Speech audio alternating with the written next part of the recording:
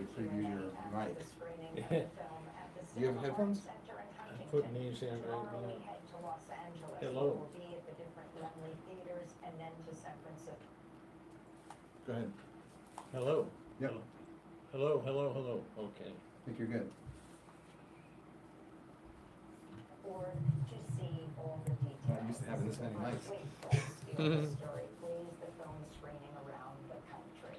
I'm Amy Goodman with Juan Gonzalez for another edition of Democracy Now!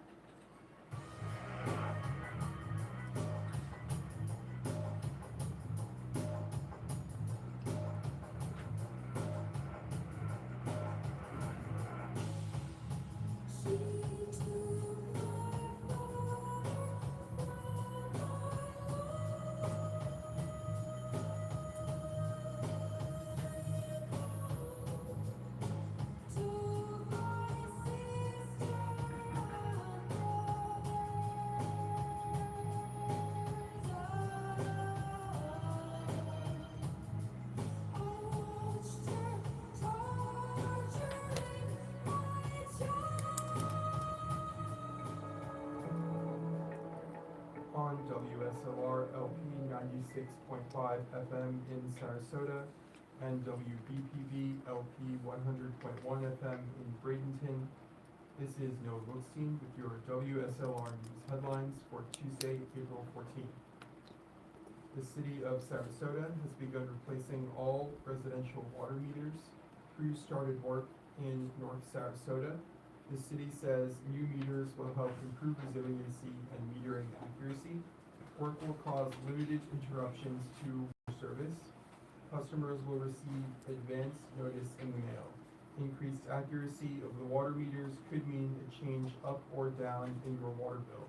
The project is set to continue over the next 2 years.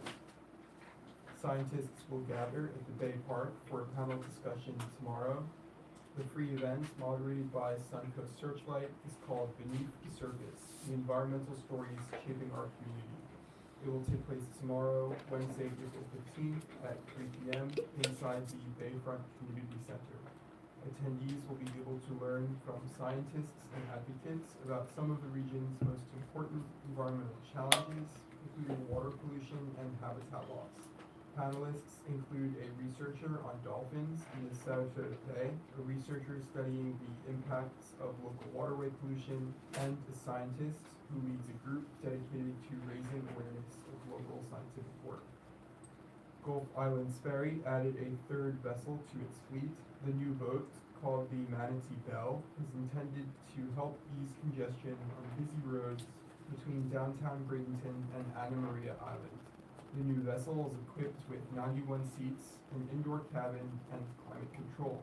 The Gulf Islands Ferry Initiative started in 2024 with public funds from the Tourist Development Tax. The program provides travelers with an alternative to driving. Bradenton officials estimate that over 50,000 passengers use the ferry in 2025, helping decrease traffic by over 20,000 cars. Driven by historic drought conditions, Florida wildfires hit new records. Fire ignitions have more than tripled at this point in the year compared to the same time last year. Florida fires have been more severe and longer lasting. Therefore, no burn ban is in effect for Sarasota County at this time. This has been Noah Wilstein with your WSLR News headlines for Tuesday, April 14th.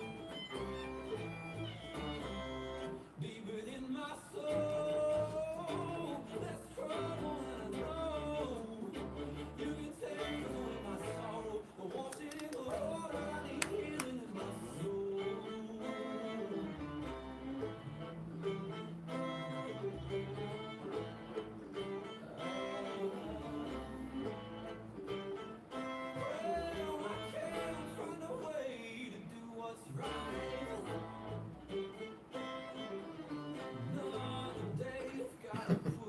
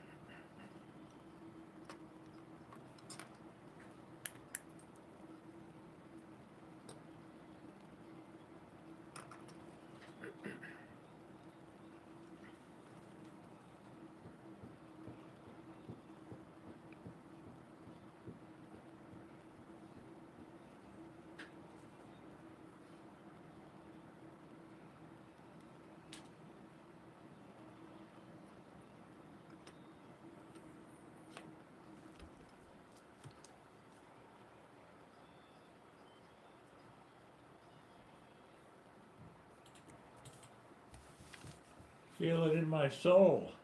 This is World Rotations and Bluegrass Unrooted. Today, my name is Bob Connors, and I'm usually on. I'm on every other Tuesday, and alternating Tuesdays with John Goldberg, who has the great Bluegrass Unrooted show. And today we're doing a show together. John is going to do the first hour, and I'm going to do the second. And of course, you're listening to your home community radio station right here in Sarasota, WSLR 96.5 LPFM, and Bradenton, WBPV 100.1 LPFM. So as I mentioned, the big Be the One-a-thon. The Be the One-a-thon begins tomorrow at noon. And it goes for 24 hours, and all donations put on a credit card between $25 and $100 are going to be matched by the Patterson Foundation. So that's the reason why Jonathan and I are doing a show together today, so you can get a feel for each of our shows and the music that we both play. So what we're going to do is John is going to handle the first hour of the show, so I'm just going to hand it right over to John Goldberg with Bluegrass Unrooted. Hey, thanks, Bob, and thanks for sharing the hour with me. Appreciate it, and welcome to our very special guest. We have Austin Scelzo here, who is playing here at Fogartyville with his band On the Trail this Thursday. Austin, welcome to the show. Thanks so much to both of you, Bob and John. I appreciate it. Well, so Austin, you're based in Connecticut, and let me just give a little bit of background about your experience. Austin's a multi-instrumentalist, playing fiddle, mandolin, and guitar, as well as a singer and a songwriter. He plays with On the Trail as well as the Rock Hearts. He is also an educator and kind of a Pied Piper for the bluegrass scene in the Northeast and beyond. He's leading workshops as a certified Wernick Method instructor, and we'll get into that in a bit. He also founded the Connecticut Bluegrass Association. He won a number of awards, including the 2025 IBMA Momentum Industry Involvement Award as a community builder. And his band On the Trail won the 2023 Gray Fox Emerging Artist Award. That is quite a resume. Thank you so much. Yeah, it's been an awesome, amazing journey. Ever since 2021 is sort of when I went deep into the bluegrass world and quit my school teaching job to take the leap. So it's been Nice. very blessed. Well, so On the Trail, you've got a show here on Thursday night, which is more or less sold out at this point. But if you're interested in joining us on Thursday, they're going to be opening up the patio, so there's going to be more seating available, and there's also a wait list for inside, so don't think you can't come. You've also got a couple of other shows in the area. Tell me about those. Yeah, so I just saw the space that we're playing this Thursday. Really excited about that. There is lots of outdoor seating, so really cool to hear that they are opening up that space at Fogartyville. But we're on a whole week together, and we've got a show in Atlantic Beach. We're going to be going up towards Jacksonville. That was sort of our original connection, actually, because of a band, the Hen House Prowlers, that we're real close with. They kind of recommended us for that show. So we're kind of jumping up there and headed back to Tampa on Saturday for our last night here in Florida to play at New World Tampa. Also a co-bill with this band Vision Crystal. And we've got a lot of friends in the area. Some people that just happen to be in town this week. So we're kind of excited to share our music with Florida for the first time. Yeah, so this show on Thursday is going to be your first concert in Florida. That's right. Yeah, I've been coming to Florida every year to teach a fiddle workshop down in Pompano Beach. But we never played a show. We never brought the band down here. So they're flying. The guys are flying in on Wednesday. We got a big, Chrysler Pacifica or something to drive around. We're excited to spend the week. Well, it's good to get out of the cold too. Oh, I got to tell you, getting off the plane last night at 9:30 and being comfortable, I have not experienced that in months. So very, very excited for all the sunshine, the palm trees, maybe get beach time this week for sure. Nice. And I should mention, Vision Crystal is going to be opening the show, and then your band's going to come on. Had you known them before? Well, really interesting connections to Vision Crystal. I mean, I had reached out to Danny J, the fiddle player of that group, a few months ago because she was up in Asheville taking a class I was teaching on, improvising on fiddles called the Creative Strings Workshop that I do every year in Asheville with Christian Howes. And she and her husband were there together for the week, and they really talked up the Tampa music scene. They made it, there's a lot going on here. They're saying it's really exciting if we're ever in South Florida to reach out. So we had a connection there, but also to Phil Pate in that group because Chet Duke, the original banjo player in On the Trail, he moved here years back and, to work on a PhD program.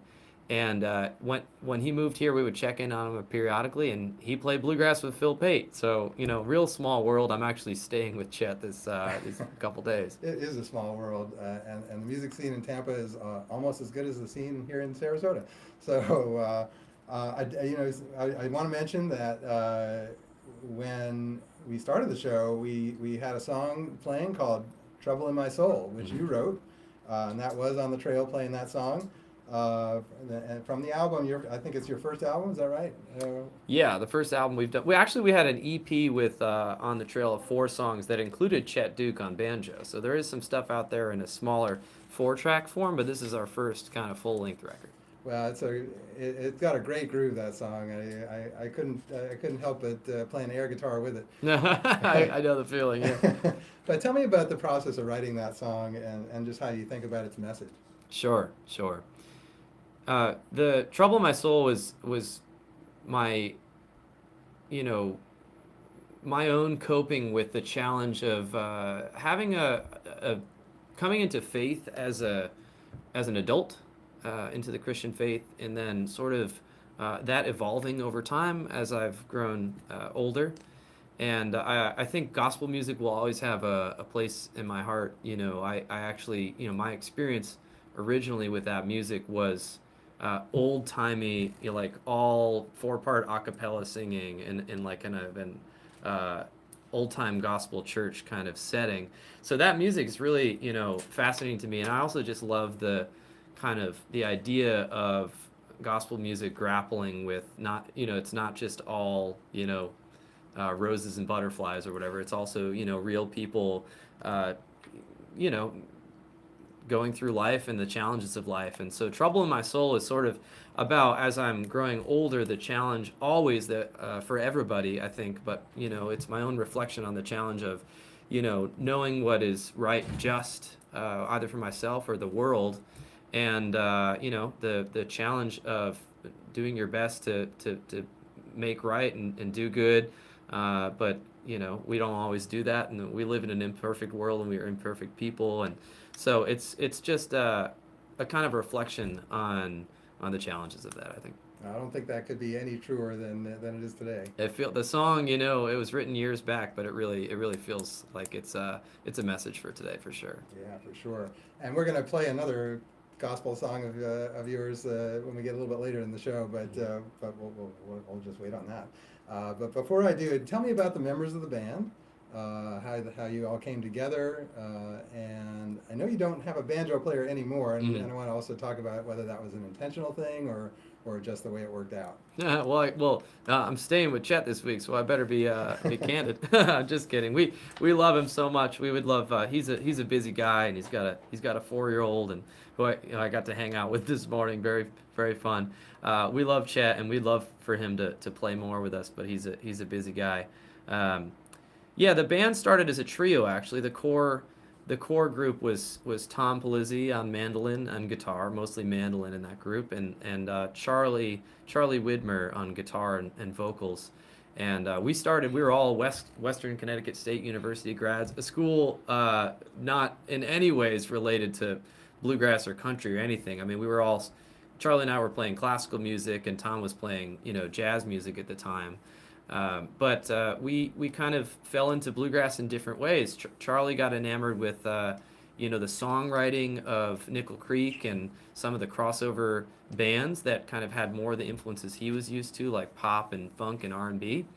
And Tom, as a master improviser, he was enamored with Chris Thiele's playing on the mandolin. That's the reason he picked up mandolin. So Good reason. Yeah. Oh gosh, I know if any, right? But the two of them were really interested in bluegrass from those outside areas, and I was playing kind of at the time old time and bluegrass and country with a local group, and later got more involved in bluegrass through the festival scene and the jamming and things like that. So I kind of learned a lot of the traditional stuff so that I could jam with people. And anyway, we started as a trio at our alma mater. Our first gig ever was there. And later introduced Chet to the mix on banjo because he was at Yale University studying, at the Divinity School. He barely packed his banjo because he thought there couldn't be bluegrass, here in Connecticut. But we were so grateful to have him for the years that we did. And when he moved to Florida to pursue this PhD, we were looking for a fourth member, not necessarily saying who that member might be. But I was teaching at a school at the time, middle school orchestra, and the band teacher was from Tennessee, had just moved from Tennessee, and he played every instrument. He's a great multi-instrumentalist. And he ended up playing bass for our group. He was available and psyched and interested, and he's become our best friend. That's Matt Curley, who's flying down to join us. So that core group of 4 now with bass, fiddle, mandolin, and guitar has been where we've kind of sat for the past 3 or 4 years. Nice. So you mentioned just a minute ago that bluegrass in the Northeast seems like incompatible, but in fact, the scene there is kind of taken off. Gray Fox Bluegrass Festival has been a fixture there for many years, and it's a huge festival. 4 days long? Oh yeah, and it's got some of the most elaborate camping imaginable. I mean, there's this. If you haven't heard of this festival, on YouTube, if you search Gray Fox Bluegrass Festival, there's a great documentary that shows the kind of out of this world culture that this place has. With the jamming and the late night hangs and the way that people set up their campsites. They bring couches and chandeliers and they name the campsite. It's really fascinating. It looks like a little city. They've got streets all set up and with names, and it's a scene. It is, yeah. And that's what hooked me. I went to Gray Fox Bluegrass Festival as a freshman in college, and just immediately got hooked on the being outdoors and playing music just for fun. I mean, we didn't even see shows back then. We would just stay at the campsite and pick until 4 in the morning, and then wake up at 9 when it's too hot to sleep in, and rinse repeat. Well, it's funny because when you're in Nashville, you talk to people in Nashville, and they're sort of like, bluegrass was sort of my grandparents' thing, and now I'm more into the commercial country stuff, and Station Inn inside, it isn't the same scene it used to be as far as bluegrass goes, but it is kind of taking off in other parts of the country. Yeah, well, I'm glad you mentioned that because Chet Duke, I will credit him for bringing an awareness of that to me before I'd even gone to Nashville. Tom and I we were applying to Belmont University to study at the commercial music program there. and that was 2020 when we were accepted. So for obvious reasons, we didn't go. But Chet Duke said, he told me you would do great in Nashville. They could always use another like fiddle player who sings well and writes songs. I mean, that's you kind of fit right in. But he said what you're doing here in the Northeast is really special, and the energy around bluegrass, the excitement that people have, is something really unique. And he was the one to encourage me to stay in that area and to kind of witness the culture grow. Which you're right, it really has. It's impressive. So you're talking a little bit about the whole education side of it and where it's going in the Northeast and other parts of the country. We met actually in Norwalk, Connecticut for I think it was about 4 years ago. You were leading a bluegrass jam there about 8 weeks or so, based on the Wernick method, which we're going to talk about how that works in a sec. But I will tell you, as a neophyte bluegrass player and jammer, it was intimidating at first because you're kind of called upon to jump right in and start soloing. But before you were doing that, you were a middle school music teacher in Darien, Connecticut. You were an orchestra and strings teacher, right? That's right. Yeah. So what was that like, and what led you to what I imagine to have been a relatively stable job for a life on the road, performing and educating people in bluegrass? Well, I like to start by, telling people I really loved that job, and I loved the mission of getting kids excited about music. It's something that I still try to do as often as I can, visiting schools and things. But it wasn't quite the perfect fit. I come from a family of teachers, and when I wanted to go into music, I sort of knew that I wanted to share music with people sort of in some sort of educational setting. And I think the only way I knew to do that, if you're studying music education, is to be a public school teacher. So it's kind of a natural thing to get into the orchestra teaching world. Now it seems so far removed from what I do. But it did give me the opportunity. I think the original reason I wanted to be an orchestra teacher is because I didn't ever practice. I mean, my parents always were like pulling teeth, trying to get me to go to my lesson. I remember taking my fiddle out for the first time in the week and plucking in the car what I was supposed to practice all week, But for me, what happened is that I needed the spark of a love for music, and that didn't happen until I heard, music that felt more familiar as a person who grew up with pop and rock. Those sounds were more familiar to me. And when I went to my first, fiddle camp, actually it was a jazz camp first at the Kent School of Jazz, but then I went to, the Mark O'Connor camp at Berklee College of Music. And that just, instantly now I wanted to practice for hours a day. And so I wanted to, give kids that experience in the public schools. I wanted to expose them to a lot of different sounds, and a lot of different types of way to play those instruments, so that they might get excited about it, and no matter where they end up, they might be interested in music. Yeah. Is there anything you take from from doing classical music to your playing in bluegrass? Definitely. I think, the biggest way that my background in classical kind of shows up in the bands is the idea of arranging, the structure of songs, and changing the textures. Music theory was really helpful to study and in college. I also think the twin fiddling aspect, like I've sort of become known for, twin and triple fiddling. It's like sort of a mystical skill to a lot of people, even, really great improvisers, because you have to have a mastery of harmony and theory to understand how triple fiddling works. You have to be a good harmony singer. I always like to tell that's the starting point. If you can sing good harmony, you can play great double and triple fiddle. So a lot of the tracks I do have, layered fiddle parts. And that understanding, I really think, comes from the classical music world of being able to see and imagine three parts that don't intersect. On a piece of paper, you can kind of see how that works. And I think about it almost that way sometimes. Yeah, and you mentioned music theory as being really helpful, and that kind of goes to the heart, I think, of the Wernick method. Even though when you talk about music theory, it sort of like turns people away. But the concept of it is really important to doing the Wernick method. Maybe you could talk a little bit about how that works. Yeah, I like to think about it as...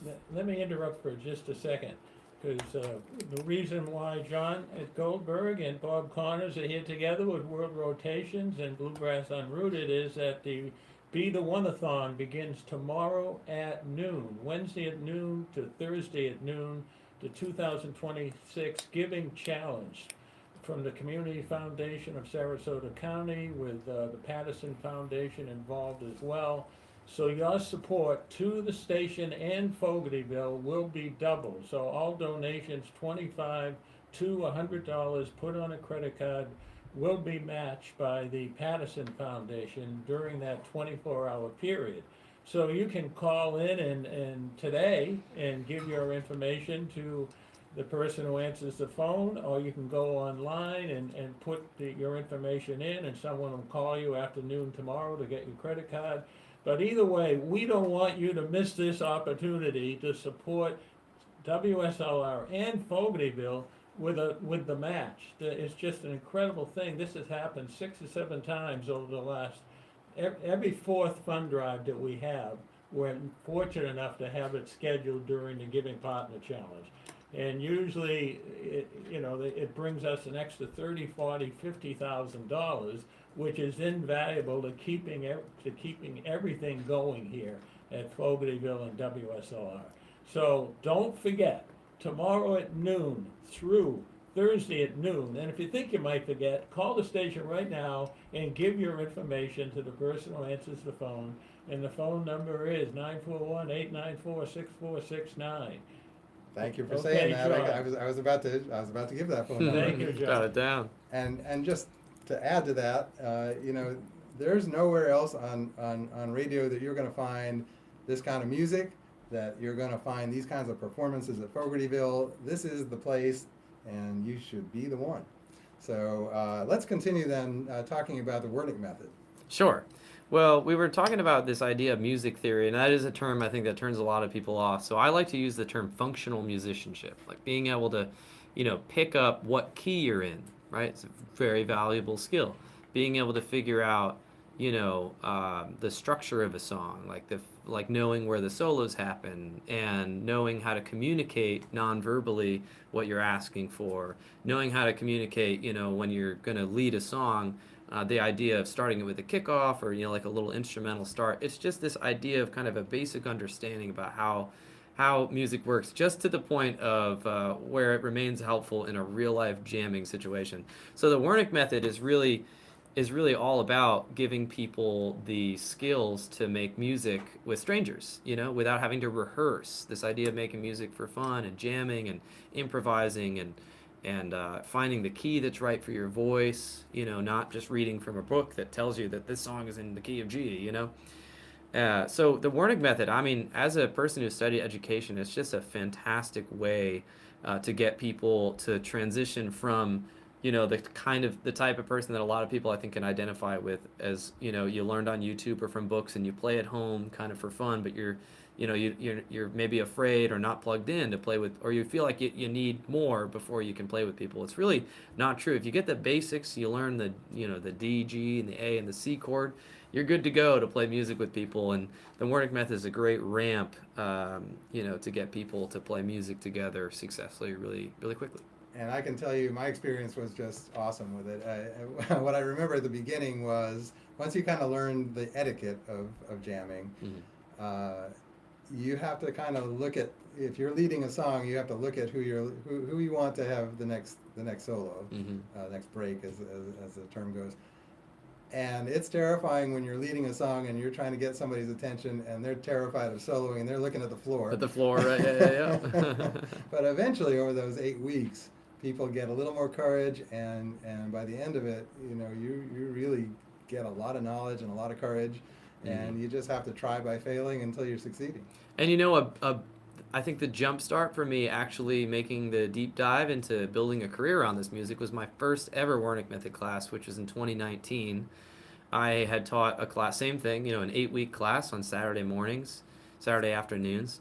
And those folks who graduated the class, who were exactly what you said, terrified in the beginning, they, after the class is over, independently arranged to meet every week to play music just for fun and jam. And Connecticut has only ever historically had one bluegrass jam, in all of the whole state. And so now, like this one class I did, and we have double the jams in the, in the state. It was just so inspiring.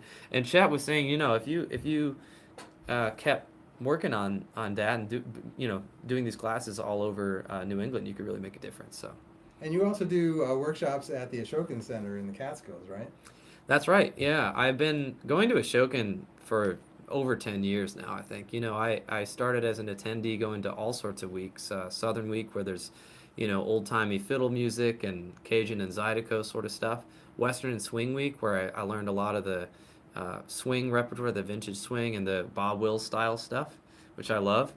And I've gone to their Scottish string fling, and now they have a Bluegrass Week, which I've been involved with since its inception. And I have my own weekend that I do there called Jamuary, which is Martin Luther King Day weekend in January. And that's where I do actually a Wernick Method style 3-day retreat at the Ashokan Center. So it's a really, really important place to me. And I spent a week out there at the Bluegrass Camp, and I can tell you, if anybody is interested in really having a great time and really learning a lot, it's a fabulous place. Mm-hmm.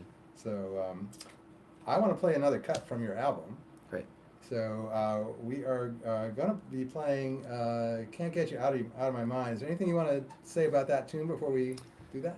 Yeah, I mean, this song, we'll talk about this a little bit more in the future, but our band is sort of, has all these different influences, which is why I'm so grateful that you reached out, reading about your show. I think this band is such a great match because we have all these different influences, especially from groups in the Northeast. So, our instrumentation, and just our career, we model a lot about bands like Della Mae, who have made their mark on the Northeast and internationally. So we look up to them a lot. And another band that has been really active is called Twisted Pine, and they brought in influences from pop and funk music, which I think is a lot of what has influenced this song here. That's glad you mentioned that. I played a lot of Della Mae. Mhm. Have not played much in the way of Twisted Pine, but that's one that I'll put a bookmark in. For sure, love their music. Kathleen Parks on the fiddle, all the kind of funky stuff she does, and singing and playing has been an inspiration to me for sure. All right, well, here it is, Can't Get You Out of My Mind from the Where Do We Go From Here album.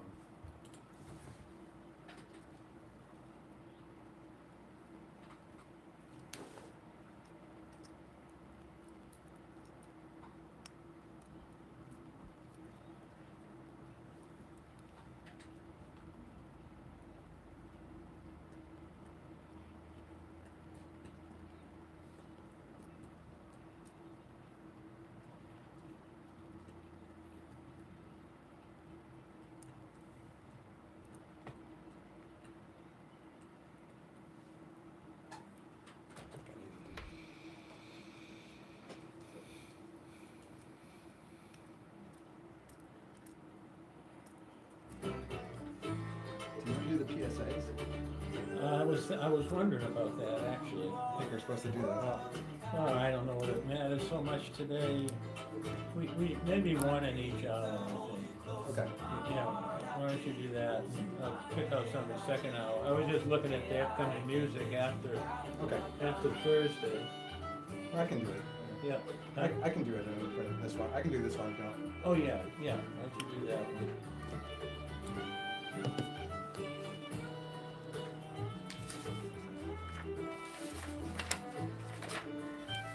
Maybe one day you'll see what I see. Maybe one day you'll wake up and find that the life and the love you've been looking for has been right in front of you all along. Either way, I'm gonna love you. Don't have much of a choice. I'm gonna show you what you mean to me. And if I can't be your lover, then my music will be. I will love you till the day that I die. I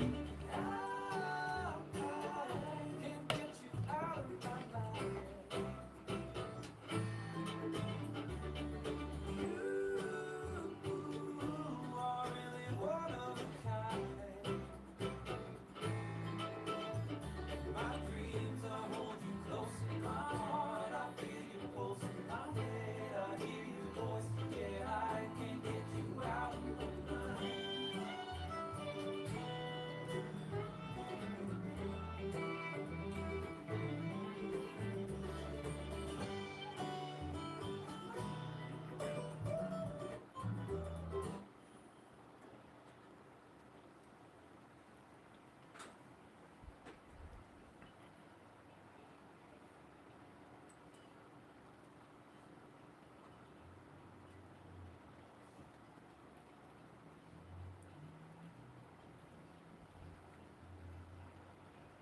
It's cool.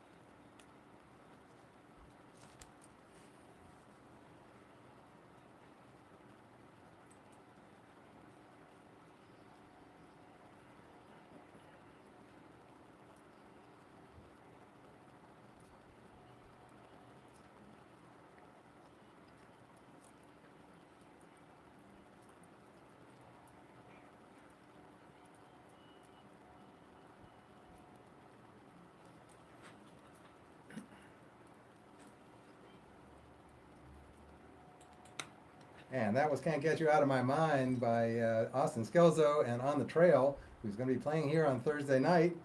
You are listening to WSLR 96.5 FM in Sarasota. The city of Sarasota announces the completion of Alderman Multi-Use Recreational Trail, which connects to the Legacy Trail. The trail completion provides an east-west connection for bicyclists, pedestrians along the southern portion of Payne Park, from School Avenue to South Payne Parkway. The trail includes a rest area with a shade shelter, drinking fountain, benches and tables, and a bike repair station.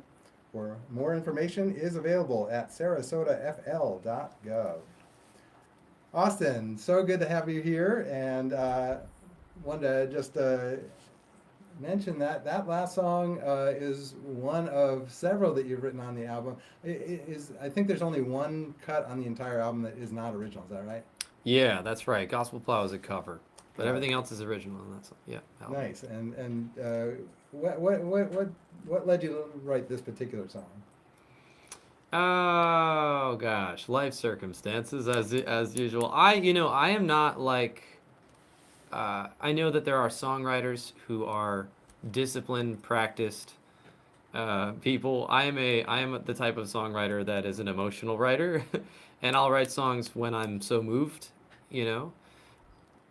And that has been usually what that usually means is that the song just like comes out of you in one sitting. You know what I mean? And this is one of those, as well as Trouble My Soul was written pretty quickly as well.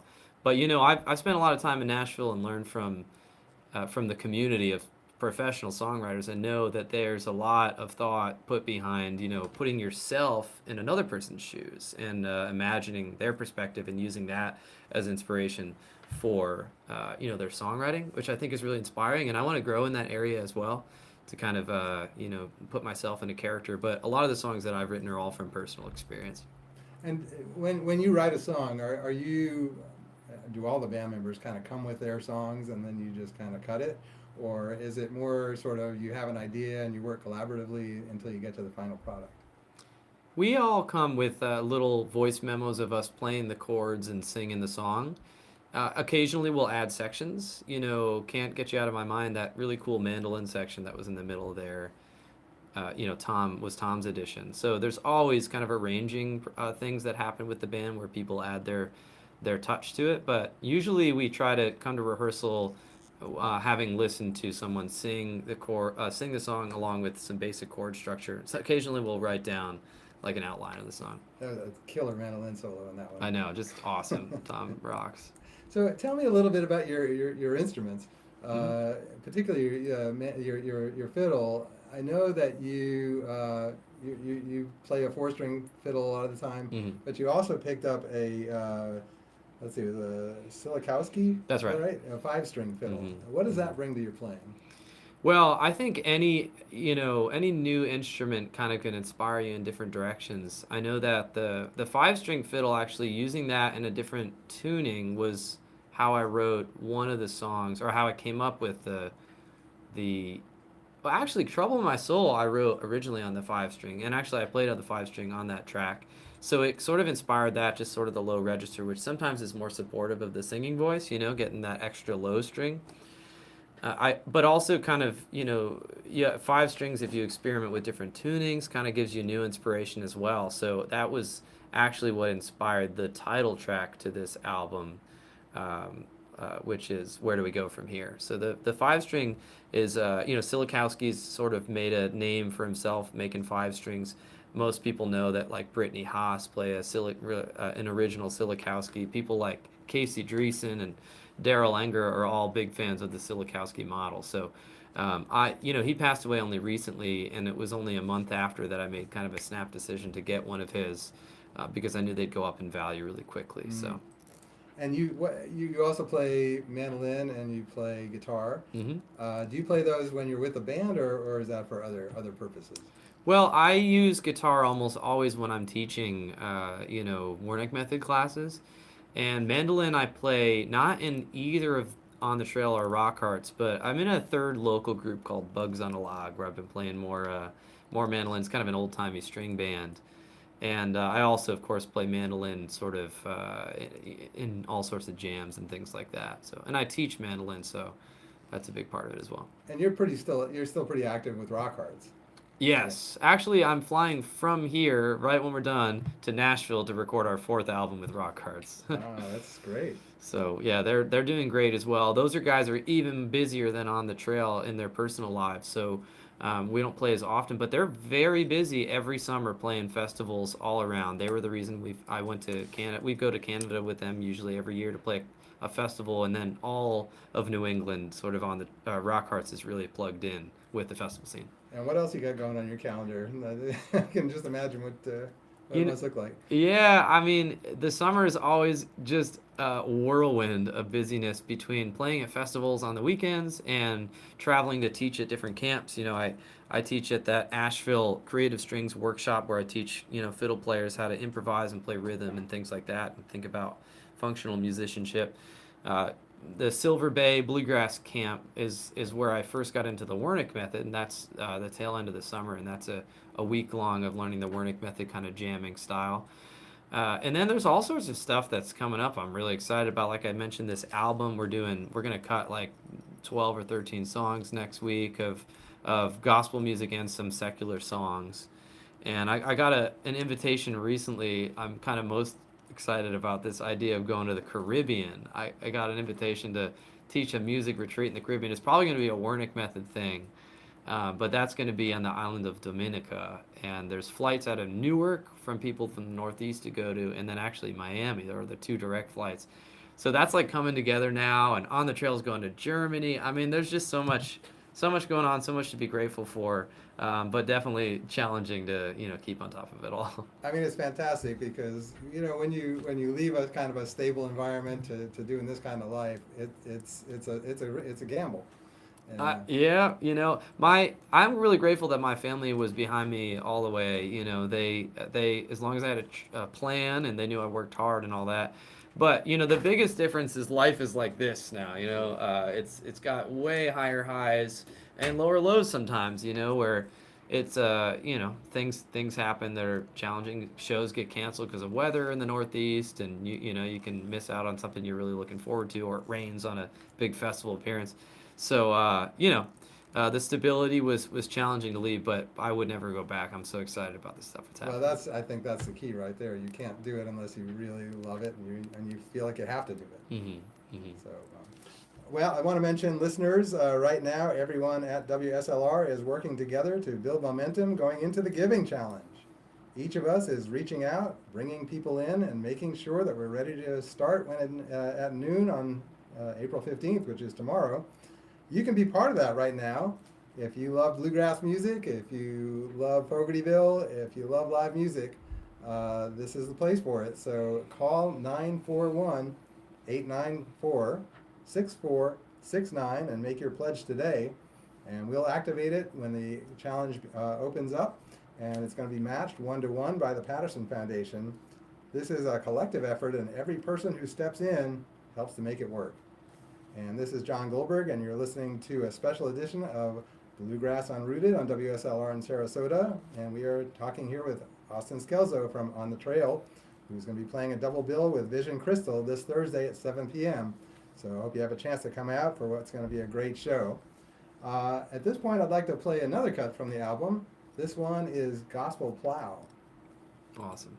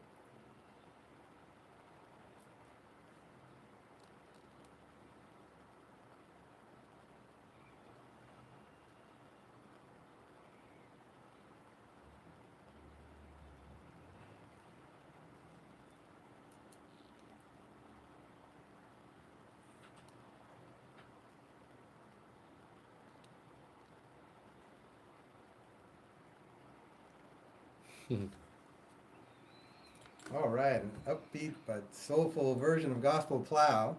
That's an old black spiritual song, and the only song on the album that is not original, but it's been reimagined by a lot of musicians. I think Bob Dylan did a version of it, and I guess a lot of other people. But really probably started out as, enslaved people on plantations singing this. What drew you to this song, and what does your version bring to the music? Sure. Well, I want to shout out to the inspiration that I mostly drew from with our cover of this song, which was from the Nashville Bluegrass Band, and that was Stuart Duncan on fiddle, and I was really drawn to their music because they were one of the first bluegrass bands to bring all this kind of spiritual music from rural America into bluegrass, and they really did it from a genuine participation and respect for and so you could tell with their interpretation of gospel music that it was authentic, And for me as a person, who came to faith sort of as a, early young adult, I wanted to kind of keep that influence, regardless of sort of my journey through life. I wanted to keep that influence a part of my music because I knew I could sort of like in some ways, treat it with the same authenticity and feeling. And of course, gospel music, just like blues music, you have to sort of reimagine the circumstances with which they're sung and this idea, especially a song like this you can sort of extrapolate for your own circumstances or the world's circumstances. And that's how I usually kind of approach gospel music in a way that feels authentic to me. It's a really soulful version, and you can hear it in your voice. That was Austin singing lead on that one.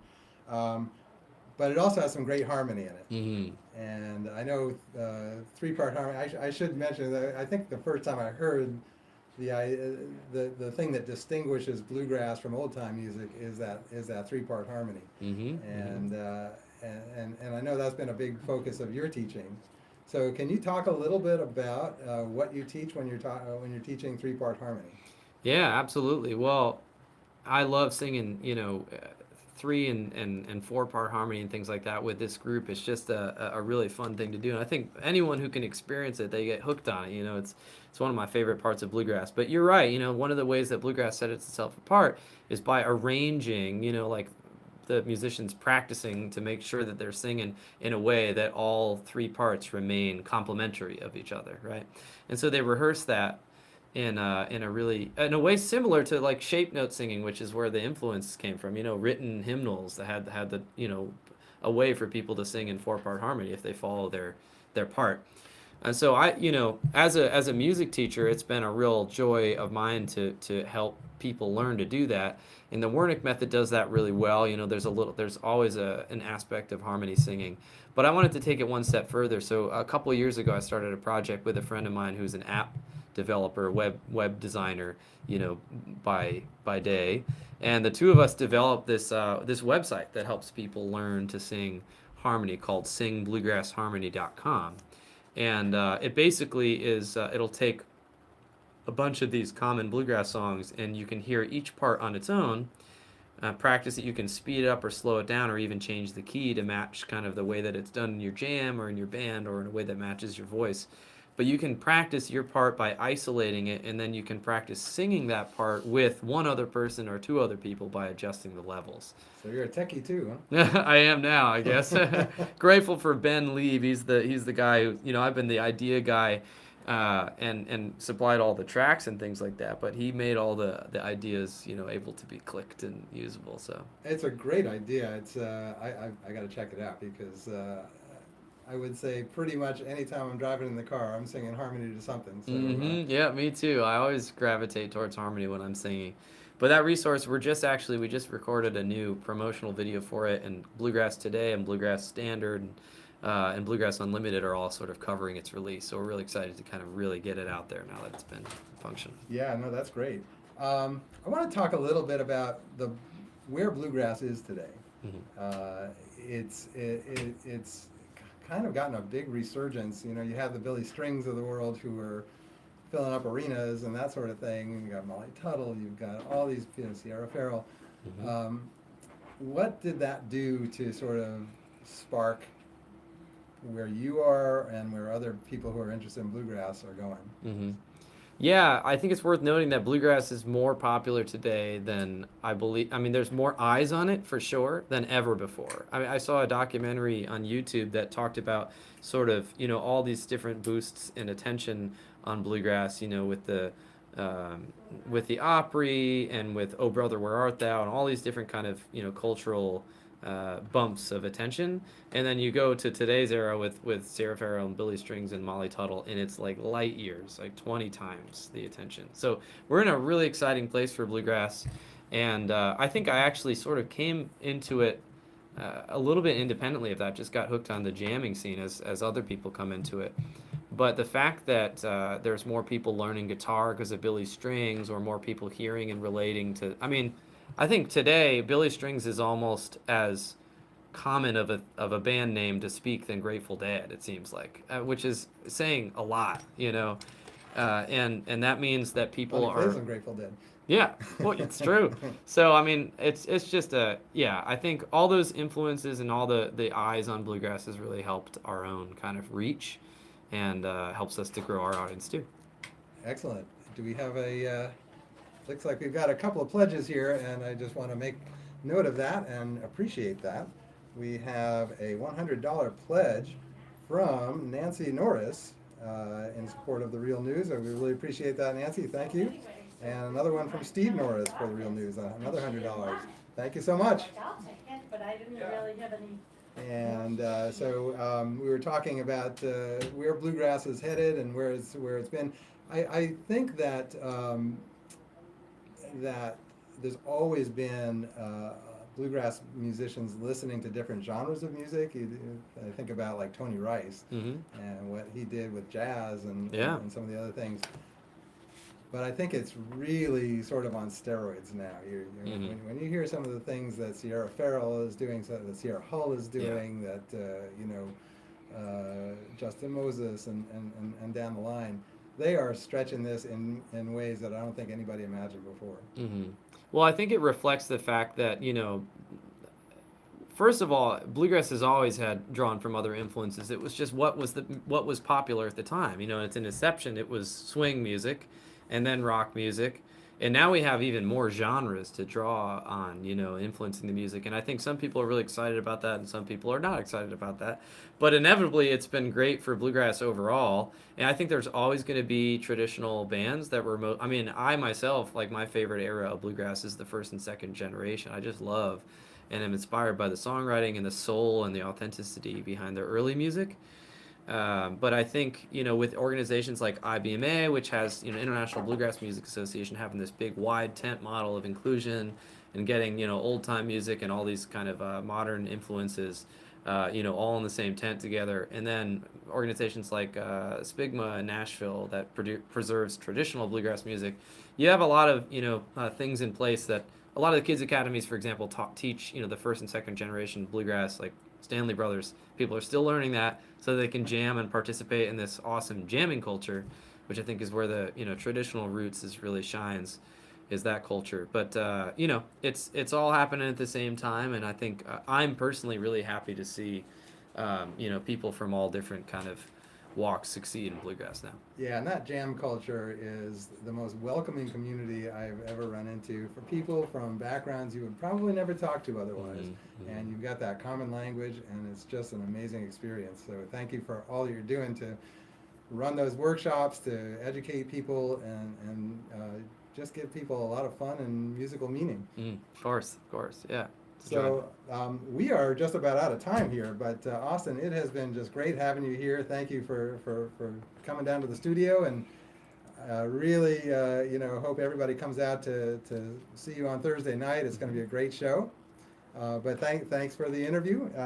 I am going to leave you with a song in just a minute, but I want to just mention that you are listening to WSLR LP 96.5 FM in Sarasota, and WBPV LP 100.1 FM in Bradenton. We are streaming live at WSLR.org and on the WSLR app. And we